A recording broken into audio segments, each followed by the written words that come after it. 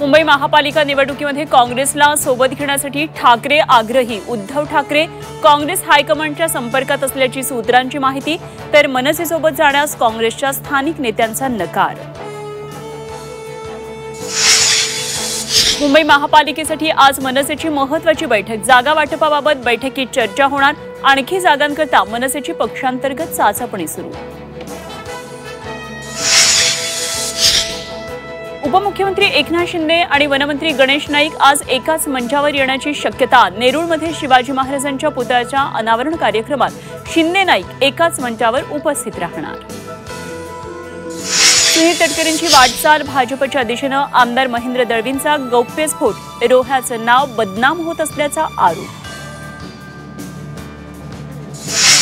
शीतल तेजपानीला पोलिसांकडून VIP treatment. आरोपी शीतलला बसण्यासाठी आयुक्तालयात लावून शीतलला सोडण्यासाठी पोलिसांची कार।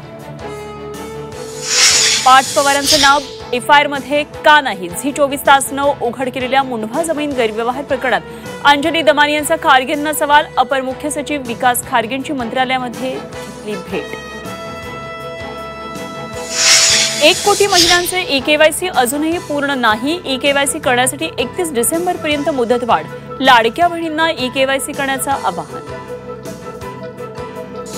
जालन्यात बिबट्याची दहशत। शेतात बिबट्याचा मुक्त संचार, शेतकऱ्यांमध्ये भीतीचं वातावरण।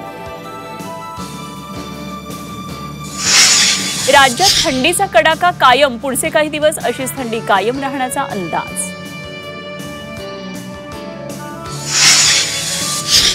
मुंबईतल्या काही भागात उद्या कमी दाबानं पाणी पुरवठा। वांद्रे, खार आणि सांताक्रूज या परिसरामध्ये होणार कमी दाबानं पाणी पुरवठा।